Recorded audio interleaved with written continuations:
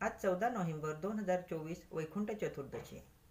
आज भगवान विष्णू आणि भगवान शंकर यांची गळा भेट म्हणजेच हरिहर भेट आहे, म्हणून रात्री 12 वाजता आपल्याला सेवा करायची आहे। ही सेवा कशी करावी?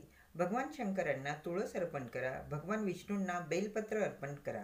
भगवान शंकरांना तुळस अर्पण करताना विष्णू सहस्रनामाचं पठण करावं किंवा 108 वेळा ओम नमो भगवते वासुदेवाय नमः या मंत्राचा जप करावा। भगवान विष्णूंना बेलपत्र अर्पण करावं। बेलपत्र अर्पण करताना शिव अष्टोत्तर नामावलीचं पठण करावं किंवा ओम नमः शिवाय हा मंत्र म्हणून।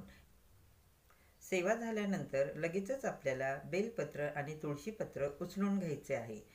त्यानंतर ते निर्माल्यात टाकायचं। या दिवशी तुम्ही भगवान शंकरांना कमळ पण अर्पण करू शकता।